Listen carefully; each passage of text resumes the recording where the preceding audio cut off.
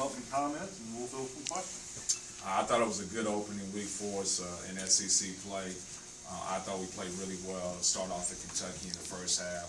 I just simply didn't have enough bodies to sustain the success that we was having there. But I was really pleased with the way our guys dealt with some adversity here against a good ball club against Ole Miss. Our pass, we've always had some adversity against old teams that kind of folded. And when they went on either a 12-0 or 14-0 run in the second half there, when we were able to still pull that game out, I thought it showed some growth and maturity with our guys. Now the key is getting our guys to come back down and get ready to go and compete against Alabama, who does some things that give us problems. They press in the backcourt, and we got to not turn the ball over. And it looks like they've been playing a lot of zone as well, too. So those are two things we'll have to combat. But the biggest thing is just getting our guys back in the mindset of going in and competing. When you look back on the film, Ole Miss, and you meet with your team, what do you kind of get them focused on to the point of, hey, this is what we did well? Well, to be honest with you, I'm not going to do anything with Ole Miss at this point in time because we have such a quick turnaround. So what I'm going to do is just wait and show them the next time we play Ole Miss, we can use the fresh film there. So we're just going to move on right away to Alabama. What did you think they did well on that you want to harp on?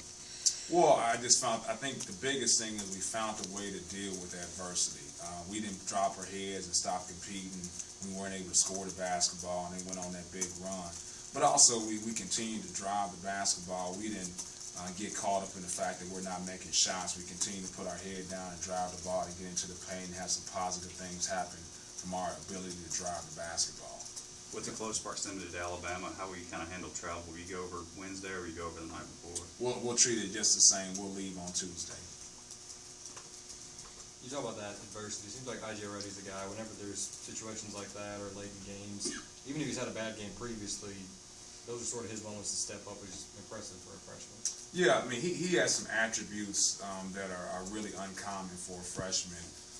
His calmness on the court, his ability to not get wrapped up in himself, to continue to think about the team when an adversity sets in. He just got some things about him that makes him a winner, and he's got a calmness to him. It's kind of like, being a quarterback. You don't want the quarterback to be a crazy guy who's all over the place. You want a calm, collected guy like a Joe Montana. And that's what IJ is. He's calm, cool, and collected, and has been in so many tense moments that it really doesn't bother him. I think you talked about some of that when, even just when he signed, you were saying he seemed like he was going to be that kind of guy. When did you figure that out about him and realize that's, who he was? Well, when you go first watch him play, I mean, AAU has some stiff competition there. You get a chance to see him play in those moments, and those moments really did affect him. And as I continue to go back and watch him, and then obviously having Wes Flanagan on staff and him, Al being his father, getting a chance to know all about IJ really helps that situation as well too. But you can just see it right away with him. Speaking of IJ, he's got a tough matchup with Rutherford on Wednesday night. Just talk about that matchup between the point guards. Well, you're assuming that's going to be the matchup, so I don't really know for sure, how we're going to match that up there. But I think whoever's going to guard Trevor Rutherford has got to be prepared to play defense for the whole time because he just never quits trying to score the basketball. He's a guy that's been a prolific scorer for them really since he set foot on campus. And he's the guy who, when they need a bucket, they go to him. So, and it's not just the fact that he's one-on-one. They send him off of ball screens. They send him off of screens for cut off the ball. And I think the thing he's doing a lot better now is he's making three-point shots. Usually kind of just playing for the drive a little bit and letting him dial with the three. But he's making a good percentage from the three-point line as well, too. So I think he's averaging 22 points a game these past 4 games, and I think 18 and a half for the season. So he's a prolific scorer for them.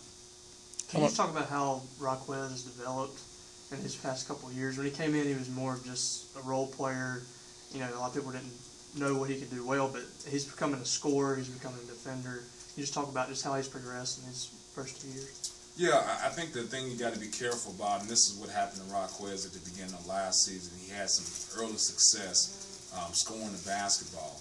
And then he kind of went away from who he is. And at the end of the day, what Rockwell is he's an energy guy.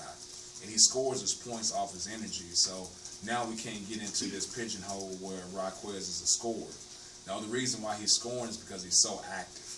And so as long as he continues to understand that, we continue to put him in situations where we're relying on his activity to get him points, and he's going to be a good basketball player. But Rockwell's skill level is a thing that's increased. He